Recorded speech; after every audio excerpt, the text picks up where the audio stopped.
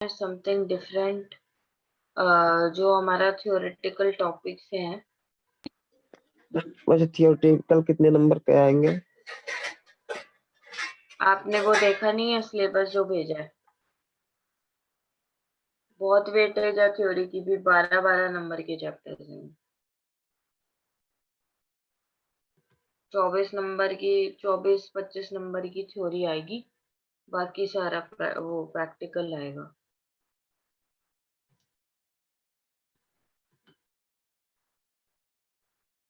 ठीक है। Yes ma'am.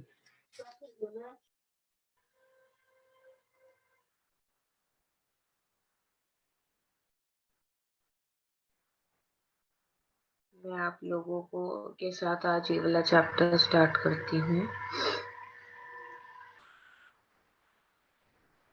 पहले हम ये देखते हैं थोड़ा हमारा क्या क्या चीजें रह गई। ठीक है, एक बार रिवीजन दे रही हूँ मैं।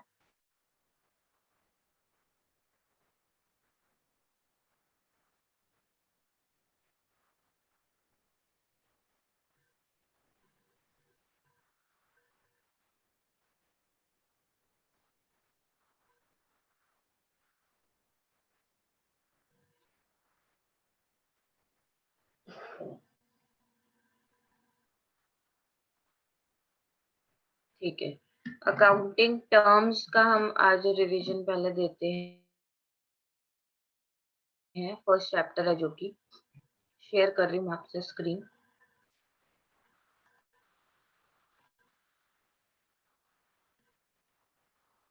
ओके, स्क्रीन आपको दिख रही है इजीली? जूम यस करूँ क्या मैम। थोड़ा?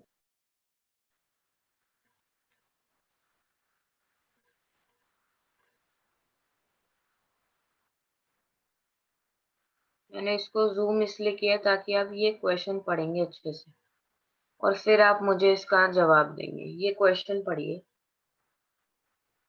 मिस्टर मोनू वाला। मैं आपके लिए पढ़ भी देती हूँ, ध्यान से सुनना। एक ही बार पढ़ूंगी मैं, बार बार एक्सपेक्ट मत करना, क्योंकि मैं जल्दी नहीं पढ़ी, मैं बिल्कुल आराम स्पीड से पढ़ूंगी, आराम से। Mr. Monu began business for dealing with electronic goods with rupees 10 lakhs as a primary expense. Monu ने बिजनेस स्टार्ट किया है। क्या मतलब है इसका? मोनू ने बिजनेस स्टार्ट किया है इलेक्ट्रॉनिक गुड्स का 10 लाख रुपए से। एज अ प्राइमरी एक्सपेंस मतलब स्टार्टिंग में उसने सोचा कि अभी 10 लाख रुपए मैं लेके आता हूँ और वो खर्च दूंगा। अब इस चीज से आप कंफ्यूज नहीं होना। एज अ प्राइमरी एक्सपेंस ये है तो कैपिटल ही, एज अ प्राइमरी एक्सपेंस लिखा है just. He paid an amount of 5 lakh for the purchase of electronic goods. 5 lakh का उसने इलेक्ट्रॉनिक गुड्स खरीदे हैं। 1 लाख का उसने रेफ्रिजरेटर खरीदा है। 1 लाख का उसने कंप्यूटर खरीदा है। और जितना पैसा बच गया वो उसने बैंक में जमा करा दिया, deposited into bank. Monu sold some of the fan which amounted to 4 lakhs as for cash and some electronic goods 2 lakhs on credit to Mr. Sam sorry।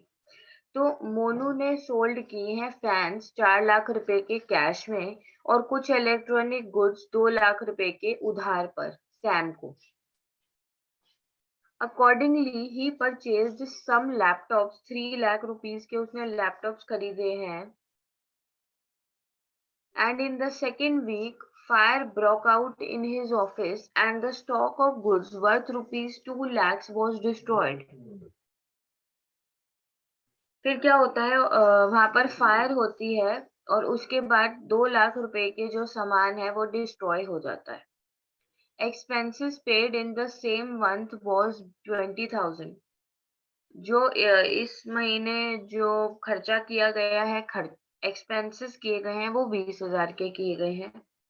Monu debited 50,000 from his trading for his domestic use. Monu ने 50,000 रुपए debit किए हैं excuse me, Monu ने 50,000 रुपए debit किए उसके domestic use के लिए। डोमेस्टिक का मतलब होता है पर्सनल। डोमेस्टिक का मतलब होता है पर्सनल यूज, मतलब उसने 50,000 रुपए की ड्रॉइंग्स की है। क्वेश्चन पढ़ लेते हैं और आंसर देना स्टार्ट करते हैं। What is the total expense of money with which Mr. Monu began his business? कितना पैसा है जिससे उसने बिजनेस स्टार्ट किया? तो बच्चों वाला क्वेश्चन है ये। तो वो नहीं होता जो पैराग्राफ राइटिंग में करते हैं, पहले पैराग्राफ पढ़ो और उसके बाद मैम अनसीन क्वेश्चन। पैसेज। हाँ, अनसीन पैसेज, उसके जैसा ही है ये। तो बताइए, what is the total expense of money mister Monu begin a business? उसने बिजनेस कितने रुपए से स्टार्ट किया है? हम 10 लाख। 10 लाख। आंसर पढ़ लेते हैं। Ma'am 10 Mr. Lakh. Monu began his electronic goods business with a sum of rupees 10 lakhs. चलिए नेक्स्ट क्वेश्चन देखते हैं। What are the fixed assets that Mr. Monu bought? Fixed assets उसने कौन कौन से खरीदे हैं? आप जरा दिमाग लगाना। Ma'am refrigerator and computer. Refrigerator खरीदा है, और क्या खरीदा है? कंप्यूटर। कंप्यूटर खरीदा है। तो आपने इसमें ये क्यों नहीं लिया, इलेक्ट्रॉनिक गुड्स क्यों नहीं लिए?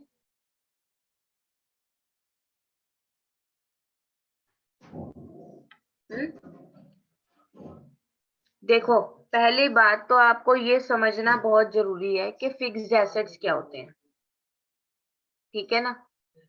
फिक्स्ड एसेट्स, देखो स्टॉक जो हम लोग खरीदते हैं होता वो भी एसेट है, स्टॉक भी एसेट होता है।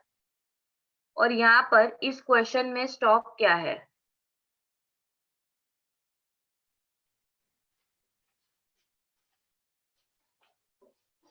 बताइए, इस क्वेश्चन में स्टॉक क्या है?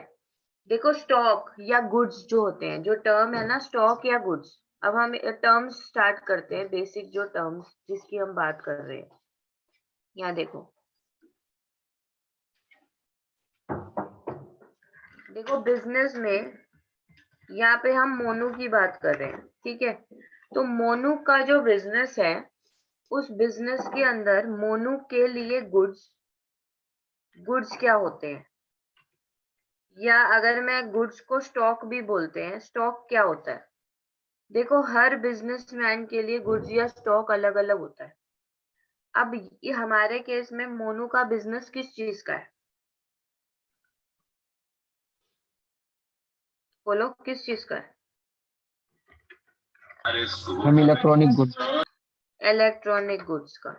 तो इसके लिए इलेक्ट्रॉनिक आइटम्स जो हैं वो गुड्स होंगी, वो स्टॉक होंगी। अगर कोई पर्सन है मोनू की जगह सोनू, और उसका जो काम है, उसका काम फर्नीचर का है, तो उसके लिए फर्नीचर बनाना, वो फर्नीचर बनाता है, तो उसके लिए स्टॉक क्या होगा? फर्नीचर। क्या होगा? Furniture ma'am. फर्नीचर।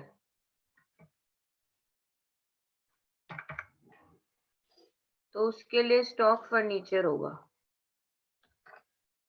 लेकिन हमारे केस में जो स्टॉक है वो क्या है? वो है इलेक्ट्रॉनिक आइटम्स, है ना, ठीक है। अब हमने एसेट्स की बात की हुई है बहुत बार कि एसेट्स क्या होते हैं। एसेट्स वो चीजें होती हैं, वो हमारी एसेट्स जो है ना, एसेट्स हमारी होती है संपत्ति, मतलब वो जो संपत्ति सिर्फ कैश की फॉर्म में नहीं होती।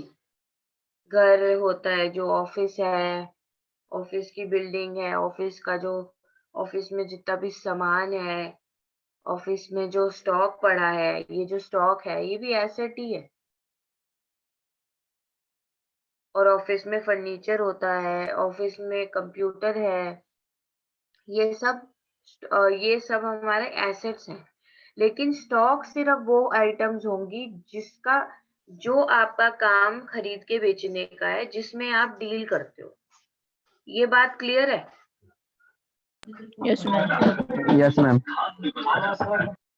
स्टॉक सिर्फ वो चीज है जिसमें आप डील करते हैं, इसीलिए जो बाकी के अब एसेट्स भी होते हैं दो टाइप के, एक तो होते हैं फिक्स्ड एसेट्स।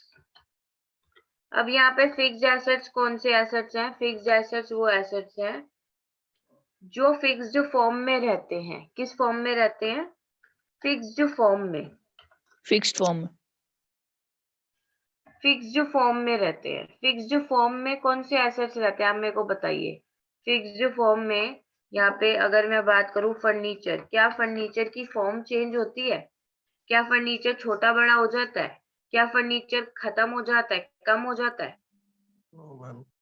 नहीं ना, वैसे का वैसे ही रहता है। अगर कोई एक टेबल है, कोई एक सोफा है, तो वो वैसे का वैसे ही रहेगा। हाँ, वो खराब हो जाएगा टाइम से, वो अलग बात है। 5-6 साल में वो खराब होना शुरू हो जाएगा, वो डिफरेंट बात है।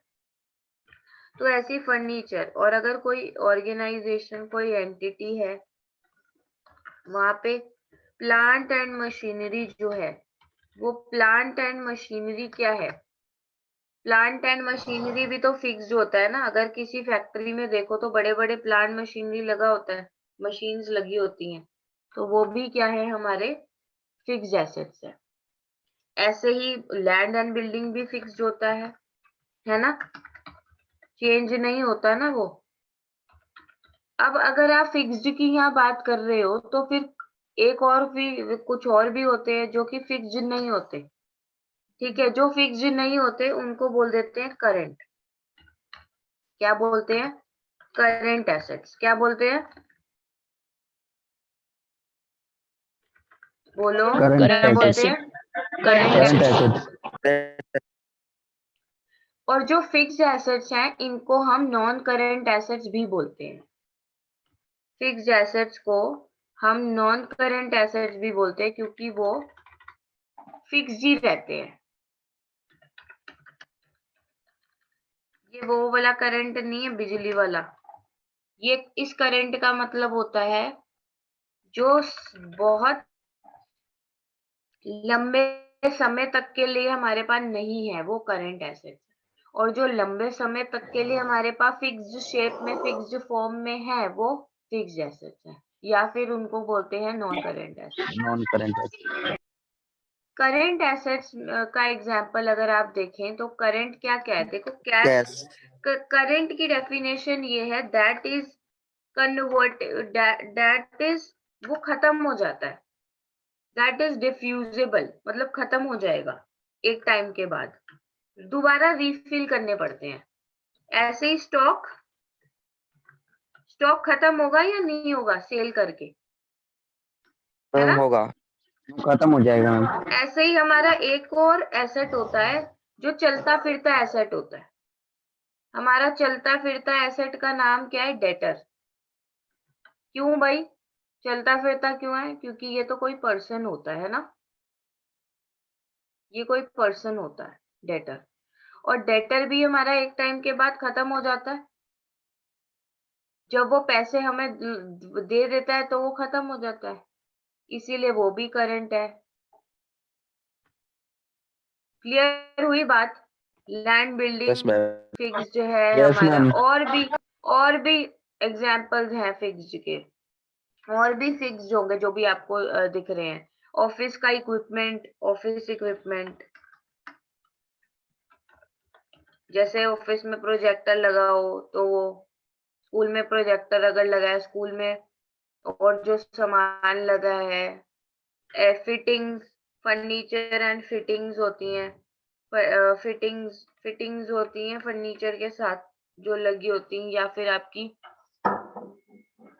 एसी का पूरा प्लांट अगर ऑफिस में लगा है।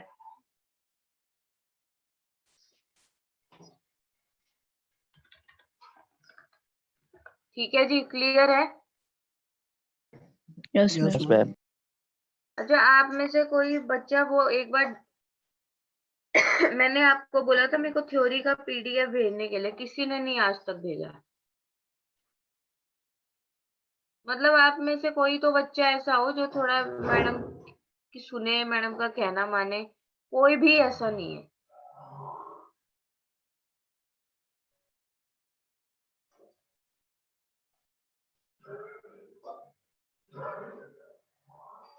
चलिए बैक टू क्वेश्चन में जा रही हूँ। किसी के पास अगर बुक है और समय है तो मेरे को फर्स्ट चैप्टर जो है आपका उसकी फोटो क्लिक करके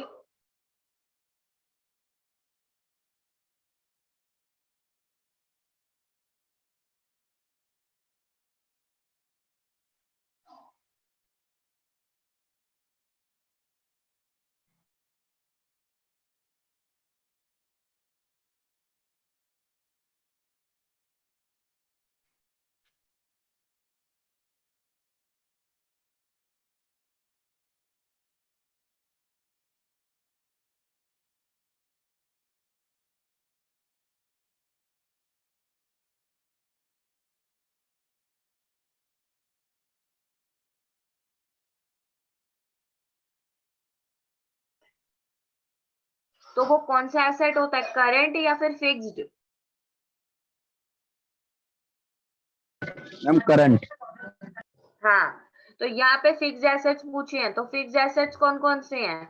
रेफ्रिजरेटर एंड कंप्यूटर। तो टोटल कंप्यूटर कितने यस के हो गए? 1 लाख दोनों मिलाकर हो जाएंगे 2 लाख। नेक्स्ट क्वेश्चन है, what is the cost of electronic goods he purchased? उसने इलेक्ट्रॉनिक गुड्स जो खरीदे हैं उसकी कॉस्ट क्या है? बच्चों वाला क्वेश्चन है, पूरा टोटल क्वेश्चन में देखना। 2 लाख। देखो, एक तो उसने 5 लाख का यहाँ खरीदा गुड्स, ठीक है। फिर उसने एक बार और खरीदे हैं, रुको ये देखो, उसने यहाँ देखना, ही परचेज्ड सम लैपटॉप 3 लाख रुपए का फ्रॉम मिस्टर नायन,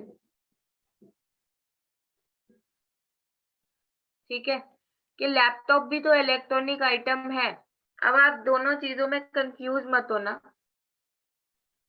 यहाँ पर इसने ये जो ये जो कंप्यूटर खरीदा है, ये बेचने के लिए नहीं खरीदा था, ये उसका एसेट था। ये डिफरेंस ध्यान से समझना। लेकिन यहाँ पे इसने ये जो लैपटॉप्स खरीदे हैं 3 लाख रुपए के, ये इलेक्ट्रॉनिक आइटम तो ये भी है, और वो उसने बेचने के लिए खरीदे आगे। तो इसीलिए उसने टोटल जो कॉस्ट है इलेक्ट्रॉनिक गुड्स जो परचेज किए हैं, उसके लिए अब गुड्स कितने हो गए? उसके लिए गुड्स हो गए, एक तो ये 5 लाख और एक ये 3 लाख। क्या ये बात आपको क्लियर है? यस मैम, 8 लाख हो जाएगा। ये Yes, ma'am. 1 लाख यहाँ इसलिए नहीं लिया क्योंकि ये 1 लाख, देखो अगर मान लेते हैं ना आपने बिजनेस शुरू किया इलेक्ट्रॉनिक गुड्स का, तो एक कंप्यूटर तो आपको अपने लिए भी चाहिए ना, ऑफिस की बिलिंग करने के लिए। तो जो कंप्यूटर आप अपने लिए खरीद रहे हैं ऑफिस की बिलिंग के लिए, जो आप खुद ऑफिस में यूज करेंगे, वो आपका एसेट है, वो आपका कंप्यूटर ही रहेगा, वो आपका स्टॉक नहीं बनेगा, क्योंकि स्टॉक वो होता है जो आप दोबारा आगे बेचने के लिए खरीदते हैं। ठीक है बात? यस। अब मैं इसमें आपसे एक क्वेश्चन पूछती हूँ, उसने बैंक में कितने रुपए जमा कराए हैं? द रिमेनिंग अमाउंट जो उसने बैंक में जमा कराया है वो कितना है? इतना समय नहीं लगना चाहिए, इतना बड़ा क्वेश्चन नहीं है ये। जल्दी से बताइए कौन बता रहा है। उसने बैंक में कितने पैसे जमा कराए हैं?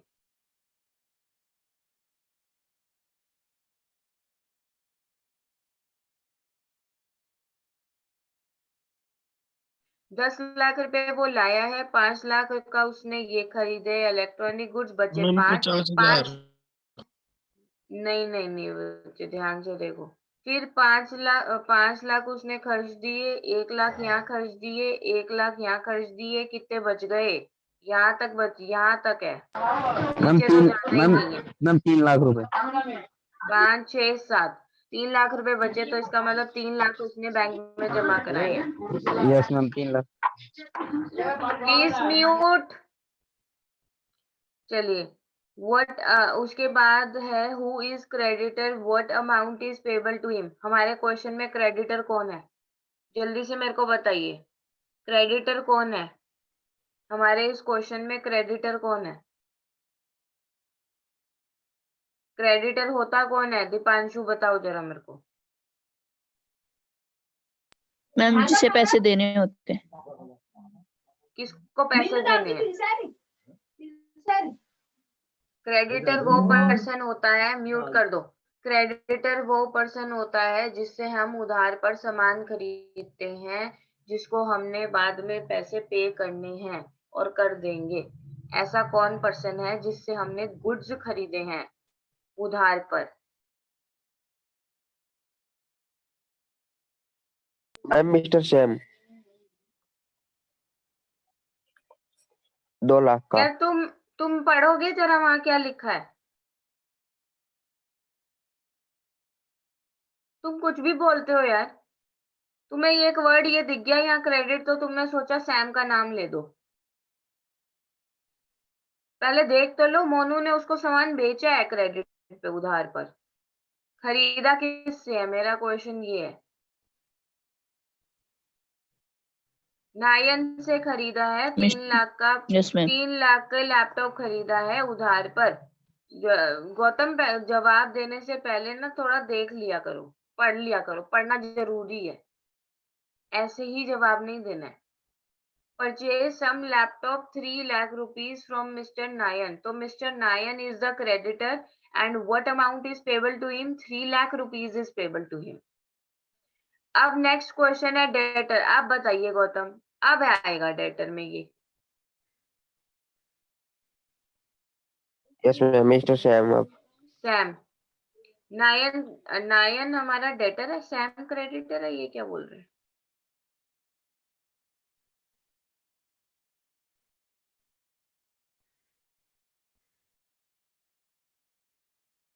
नहीं, गलत है। हमारा क्रेडिटर नायन ही है और सैम डेटर है, ये इन्होंने गलत आंसर किया हुआ है। ठीक है जी। चलिए अब मुझे बताइए कि मोनू ने टोटल कितना खर्चा किया है, उसने कितने एक्सपेंसेस किए हैं? एक्सपेंसेस पूछ रही हूँ मैं, एक्सपेंसेस। एक्सपेंसेस कितने किए हैं? साफ साफ क्वेश्चन में दिया हुआ है, इतना सोचने की जरूरत नहीं है। उसने 20,000 रुपए के खर्चे किए हैं। ये जो उसने सब कुछ परचेज किया ना, ये एसेट्स परचेज किए हैं, इनको एक्सपेंसेस नहीं बोलेंगे, है ना? एक्सपेंसेस तो इसको बोलेंगे 20,000 को।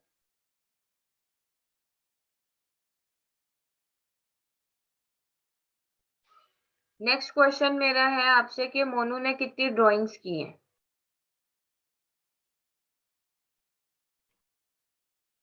बताइए जल्दी, मेरे पास इतना टाइम नहीं है भाई। कितनी ड्राइंग्स की हैं? 50,000। तो आपने ये सब जो चीजें मुझे बताई हैं अभी, ये जो क्वेश्चन हमने किया है, इस क्वेश्चन के हिसाब से हमें बहुत अच्छे से पता होना चाहिए एसेट की डेफिनेशन, गुड्स की डेफिनेशन, कैपिटल की डेफिनेशन, फिक्स्ड एसेट क्या है, करंट एसेट क्या है, कितने टाइप के एसेट्स, एसेट की क्लासिफिकेशन कितने तरह से हो सकती है, ठीक है ना? तो ये सब आपको पता होना चाहिए। इसी के लिए मैं आपसे बोल रही थी कि मेरे को एक बार उसका पीडीएफ दे देते तो बहुत अच्छा रहता। नहीं तो 2 मिनट लो, किसी को अगर फोन में चेक करो कहाँ पे मिल रहा है पीडीएफ उसका। First chapter basic accounting terms का।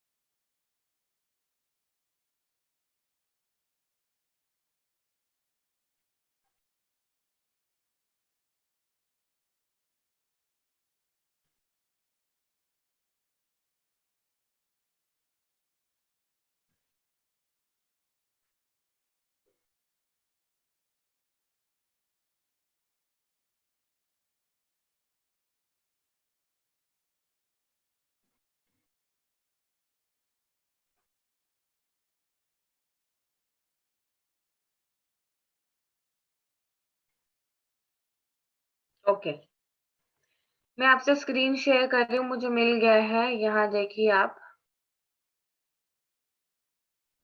आपको स्क्रीन इजीली विजिबल है? यस और नो में बताएंगे। यस मैम विजिबल है। ओके, चलिए सबसे पहले बात करते हैं ट्रांजैक्शन क्या होती है। आप लोग इतने टाइम से पढ़ते आ रहे हैं, क्या आप मुझे बता सकते हैं ट्रांजैक्शन क्या होती है? मैम जिसमें पैसों का लेन देन होता है, ट्रांसफर ऑफ मनी। गुड। जिसमें पैसों का लेन देन होता है वो ट्रांजैक्शन होती है।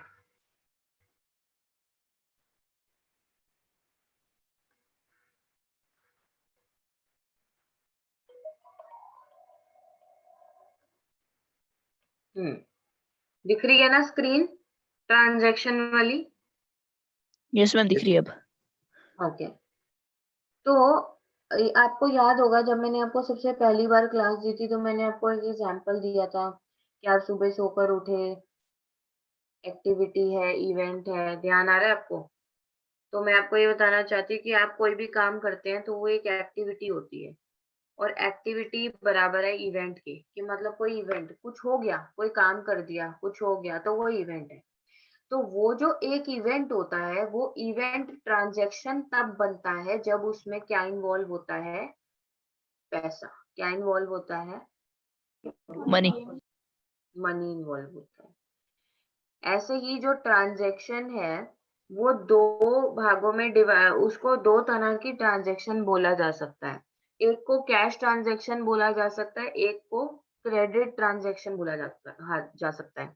कैश ट्रांजैक्शन वो है जहां पर कैश में पैसा आया या गया, लेकिन क्रेडिट ट्रांजैक्शन वो है जहां पर कैश में पैसा आया गया नहीं है लेकिन बाद में आएगा जाएगा। ठीक है, तो ऐसा नहीं है कि अगर कैश नहीं आया तो वो ट्रांजैक्शन नहीं है। बस उसमें इतना जरूर क्लियर होना चाहिए कि कितना पैसा इन्वॉल्व है। अभी नहीं आएगा तो बाद में आ जाएगा, कोई बात नहीं, ट्रांजैक्शन तो वो भी रहेगी। क्लियर है बात? क्लियर है? यस मैम क्लियर है। जो जो करा रही हूँ वो इम्पोर्टेंट रहेगा। ये अभी मैंने इसमें आपको ये कराया है ट्रांजैक्शन, ये मैं छोड़ दिया, ये छोड़ दिया, कैरेक्टरिस्टिक्स छोड़ दिए इसके। आगे बढ़ते हैं। अकाउंट क्या होता है? ये करा रही हूँ इसका कोई मतलब है? ये क्लास जो आज दे रही हूँ इसका मतलब है? एवं क्लास नहीं दे रही हूँ, पेपर आने वाले हैं तो प्लीज इम्पोर्टेंट है ये सब, इसको ध्यान से करना। और वैसे ही थ्योरी हमारी 24 नंबर की थ्योरी आएगी पेपर में। हाँ जी बताइए, अकाउंट क्या है?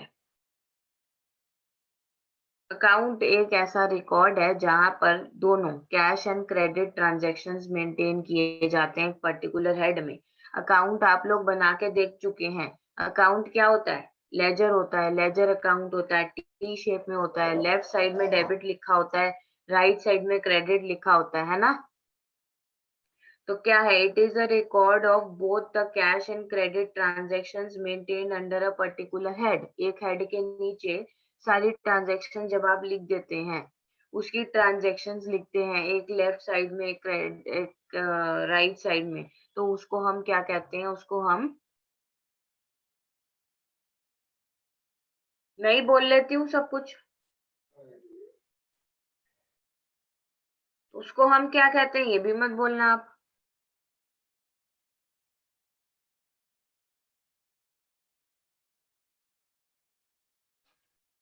बोलो।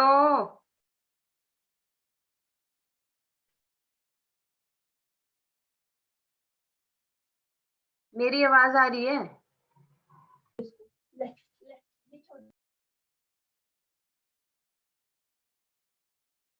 उसको हम अकाउंट कहते हैं। मेरे को बताइए कैपिटल क्या होती है?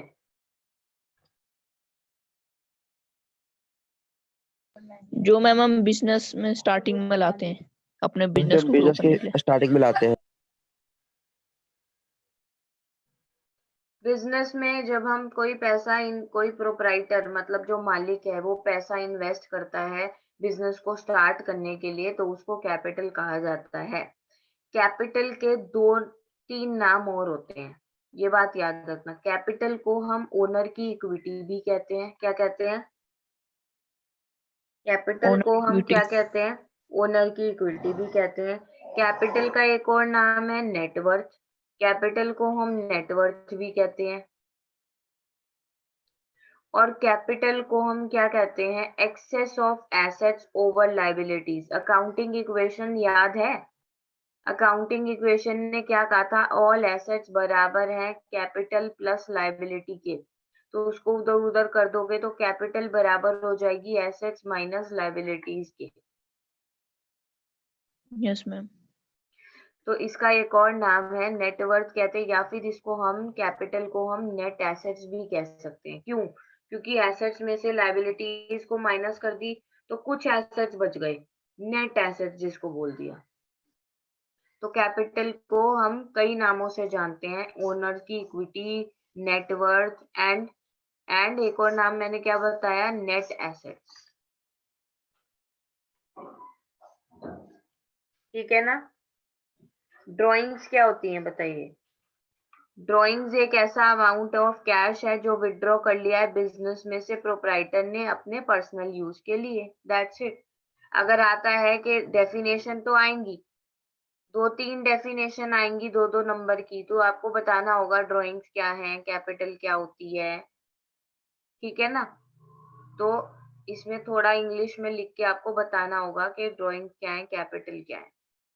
चलिए, लायबिलिटी क्या होती है आपको पता है? लायबिलिटी एक फाइनेंशियल ऑब्लिगेशन है या फिर एक डेट है। डेट मतलब एक उधार है। एक फाइनेंशियल ऑब्लिगेशन, ऑब्लिगेशन होता है अपना सर का बोझ, जो बिजनेस ने दूसरों से ओ किया हुआ है, उधार पर लिया हुआ है। ओ करना मतलब उधार पर लेना। That is the amount business is liable to pay others, such as loan from bank, other persons or creditors for goods supplied. ये तो क्लियर है आपको कि नहीं? क्लियर है ये चीज? लायबिलिटीज Yes, तो ma'am. क्लियर है ना आपको? सिर्फ Yes, ma'am. एक बार पढ़ना है कि इंग्लिश में लिखेंगे कैसे, इसको समझाएंगे कैसे, बस। बाकी तो आपको क्लियर है। कुछ कुछ 2-4 वर्ड्स ही तो याद करने हैं। ऑब्लिगेशन, या फिर जो बिजनेस ओ करता है अदर से, और कुछ एग्जांपल्स लिख देने हैं, loan from bank, other persons etcetera. अब जैसे मैंने अभी आपको एसेट्स बताए थे, देखो मैंने आपको एसेट्स बताए थे, करंट नॉन करंट बताए थे ना, ऐसे ही लायबिलिटीज को भी याद रखना है, करंट और नॉन करंट। ठीक है? कौन कौन से? Current and non current.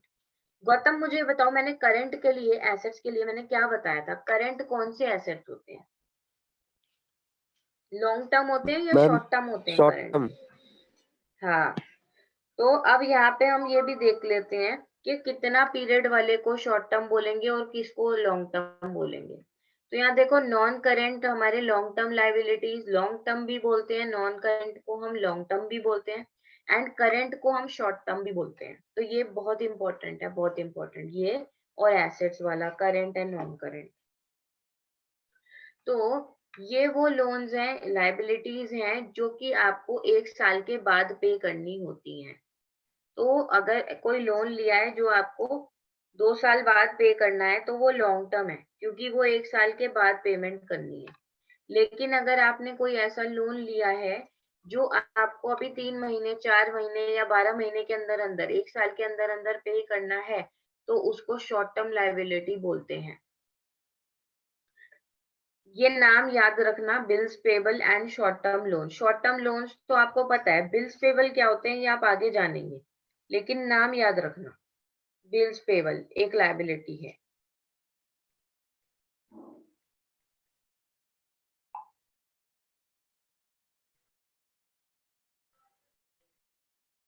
Clear है? Yes ma'am.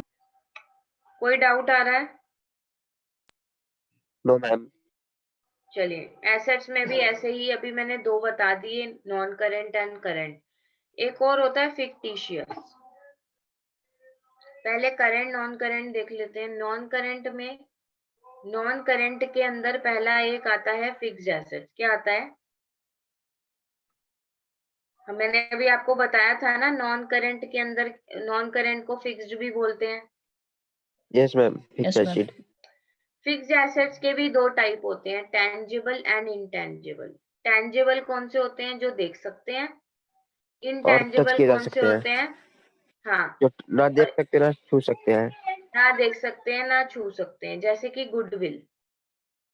कोई दुकान बहुत मशहूर है, बहुत सालों से चल रही, तो उसकी गुडविल है, वो उसका एसेट है, उसका बेनिफिट है वो। चलिए, क्लास एंड होने वाली है, यहाँ से मैं एक बार कंटिन्यू करूंगी कल। हमारी नेक्स्ट क्लास कब होगी? अब कोई आइडिया आपको? आपका कल पेपर है? जल्दी बताइए, क्लास एंड होने वाली है, कल आपका पेपर है क्या?